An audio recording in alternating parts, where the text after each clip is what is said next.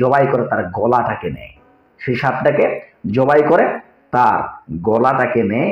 সেই গলাটাকে নিয়ে ওইটার উপরে সেই ব্যক্তির নাম করে তাবিজ কবজ তৈরি করে সেই তাবিজ কবজের গলাটাকে কোনো কোনো মনসা মন্দিরের নিচে গেড়ে দিয়ে আসে, মান করা হয়। সর্প মানে হচ্ছে সাপ। সেই সাপ দিয়ে জাদুটনা বা ব্ল্যাক ম্যাজিকগুলোকে করা হয় বন্ধুরা। বেশিরভাগ তান্ত্রিকরা এই জাদুগুলো করার জন্য সেই ব্যক্তির যে ব্যক্তির উপর জাদু করবে সে ব্যক্তির নখ কিংবা চুল কিংবা তার পরনের পোশাকের প্রয়োজন হয়ে থাকে। এগুলো দিয়ে সে আসসালামু আলাইকুম ওয়া রাহমাতুল্লাহি ওয়া বারাকাতুহু। বন্ধুরা আমার, আপনারা সকলে কেমন আছেন? আশা করছি আলহামদুলিল্লাহ আপনারা সকলেই ভালো আছেন এবং সুস্থ আছেন। জি আলহামদুলিল্লাহ, আপনাদের সকলের দোয়াতে আমিও ভালো আছি এবং সুস্থ আছি। সম্মানিত হযরতগণ, আজকে যে বিষয়টি নিয়ে আলোচনা করব ভীষণ গুরুত্বপূর্ণ বিষয়।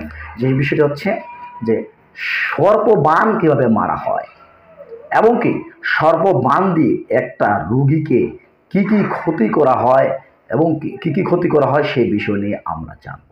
এবং কি সর্পবাণ মারলে একটা রোগীর উপরে কী রকম সমস্যা বা কী রকম প্রবলেম তার বডিতে সৃষ্টি হবে সেই বিষয় নিয়ে আলোচনা করব ইনশাআল্লাহ। তো বন্ধুরা আমার, সেই কথাটা আলোচনা করার আগে আপনাদেরকে একটা কথা বলবো। যদি আপনারা আমাদের চ্যানেলের নতুন দর্শক হয়ে থাকেন, আমাদের চ্যানেলটি করে দেবেন সাবস্ক্রাইব এরকম ভিডিও পাওয়ার জন্য, কারণ আমরা প্রায় প্রতিদিনই এরকম নিত্য নতুন ভিডিও নিয়ে হাজির হয়ে থাকি ইনশাআল্লাহ।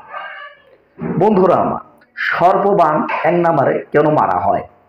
যদি কোনো ব্যক্তিকে মেরে ফেলার উদ্দেশ্যে জাদু করা হয়, যদি কোনো ব্যক্তিকে সারা জীবন প্যারালাইজড করার উদ্দেশ্যে জাদু করা হয়, যদি কোনো ব্যক্তিকে সারা জীবন অসুস্থতায় ফেলে রাখার জন্য জাদু করা হয়, সেটাকে বলা হয়, সে দিয়েই আপনাকে সর্প দিয়ে বান করা হয়। সর্প মানে হচ্ছে সাপ। সেই সাপ দিয়ে জাদুটনা বা ব্ল্যাক ম্যাজিকগুলোকে করা হয় বন্ধুরা। বেশিরভাগ তান্ত্রিকরা এই জাদুগুলো করার জন্য সেই ব্যক্তির যে ব্যক্তির উপর জাদু করবে সে ব্যক্তির নখ কিংবা চুল কিংবা তার পরনের পোশাকের প্রয়োজন হয়ে থাকে। এগুলো দিয়ে সে ব্যক্তিরা বা তান্ত্রিকরা কি করে থাকেন, তার নাম কিংবা তার ছবি দিয়ে বা তার নাম কিংবা তার বাবার নাম মায়ের নাম নিয়ে তার উপরে জাদু করার চেষ্টা করে থাকে। কিছু টাকার বিনিময়ে সে ব্যক্তি কুফরি কাজগুলো করে থাকে। সেই কাজগুলোর মাধ্যমে রোগীটা ধুকে ধুকে ধুকে ধুকে মারা যাওয়ার সম্ভাবনায় পড়ে যায় এবং কি অবশেষে রোগীটা এই বাণের কারণে বা এই সর্পবাণের কারণে মারা যায় বন্ধুরা আমার। তো সর্পবাণ যে হচ্ছে এটার জন্য জাদু করার জন্য সর্বপ্রথম বললাম তার চুল কিংবা নখ কিংবা তার পরনের পোশাক কিংবা তার ছবি থাকলেই যথেষ্ট। এগুলো দিয়ে তার নাম দিয়ে তারা একটা সাপ নেয়, একটা কি করে সাপ নেয়, কিংবা একটা সাপ যদিও না নেয় একটা সাপের ছবি অঙ্কন করে থাকে।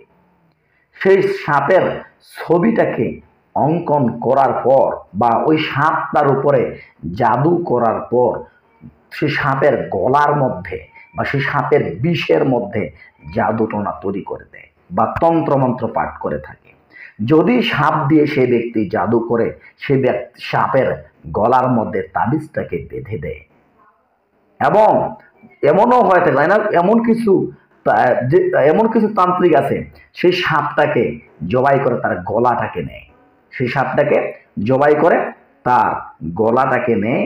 সেই গলাটাকে নিয়ে ওইটার উপরে সেই ব্যক্তির নাম করে তাবিজ কবজ তৈরি করে সেই তাবিজ কবজের গলাটাকে কোনো কোনো আপনার মনসা মন্দিরের নিচে গেড়ে দিয়ে আসে।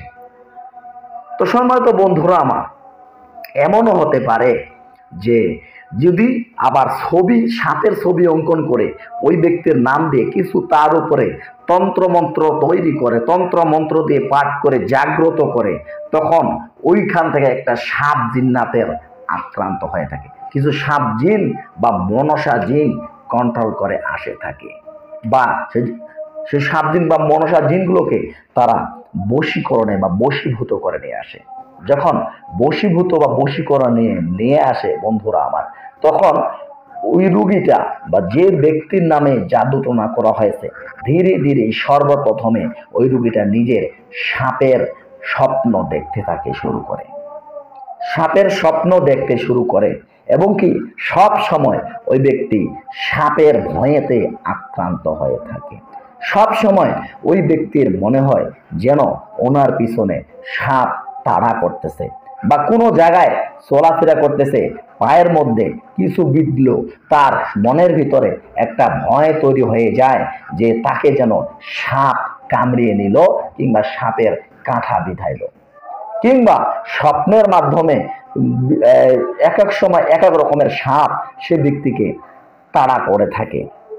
আবারও এমনও হয় যে বিশেষ করে মনসার যখন পূজা করে থাকে হিন্দুরা, বিশেষ করে মনসার যখন পূজা করে থাকে, বা অনেক সময় হিন্দুরা ঢল বাদ্য বাজনায় বাজায়, ওই সময় বিশেষ করে ওই রুগীটার উপরে ওই সাপের বিষটাকে চালান হয়ে যায়, বা রুগীটা অসুস্থতায় পড়ে যায়।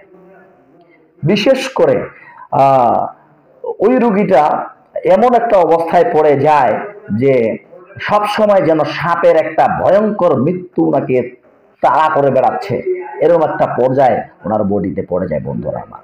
এবং বিশেষ করে আমাবস্যার রাত্রিবেলা ওই ব্যক্তি অবশ্যই সাপের স্বপ্ন দেখে থাকে, এবং কি সাপের স্বপ্ন দেখে পরের দিনে সে ব্যথাতে, যন্ত্রণাতে বা জ্বালা পোড়াতে উঠতে পারে না, এবং স্বপ্নের মাধ্যমে দেখে সে ব্যক্তিকে সাপ পেঁচিয়ে ধরে আসে, এরকম স্বপ্ন সে ব্যক্তি দেখতে থাকে। এবং সে ব্যক্তি সব সময় তার শরীরের ভিতরে একক সময় একক জায়গায় ব্যথা, যন্ত্রণা, জ্বালা পোড়া হবে, মনে হবে ওনাকে ওই স্থানে কেন জানি বা সাপ জানি কামড় দিয়েছে, বা সাপের স্থানের কারণে সেই জায়গাটা ব্যথা বা যন্ত্রণা জ্বলাপোড়া করতে থাকবে। এমন অবস্থায় হয়ে থাকে এই সাপের জাদু টোনা করার কারণে যে ওই ব্যক্তির আস্তে আস্তে তার শরীরের মাংস খুলে পড়তে শুরু করে, সম্মানিত হযরতগণ। এবং কি ধীরে ধীরে ওই রুগীটা এমন বিছানা অবস্থায় পড়ে যায় যে বিছানাতে থেকে যে কোনো ডাক্তার দেখাইলো, কবিরাজ দেখাইলো, ওঝা দেখাইলো, কোনো প্রকার সে ব্যক্তি সুস্থ হওয়ার সম্ভাবনা হয় না। বিশেষ করে সম্মানিত বন্ধুরা আমার, এই রোগীগুলোকে যে কোনো ব্যক্তি যদি মরণ বা মারে থাকে, তাদেরকে সাপ দিয়ে বান বা সাপ বান বা সর্প বান মেরে থাকলে অবশ্যই ব্যক্তিটা ধীরে ধীরে ধুকে ধুকে মারা যাওয়ার সম্ভাবনা থাকে।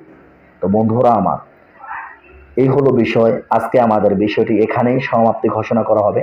যদি আপনারা বুঝে থাকেন বিষয়টাকে যে সর্পবান মারলে কার শরীরের ভিতর কিরকম সমস্যা ঘটবে, তাহলে তার বুঝে নেবেন যে আপনার বডিতে কিভাবে জাদুটোনা করা হয়েছে কিনা।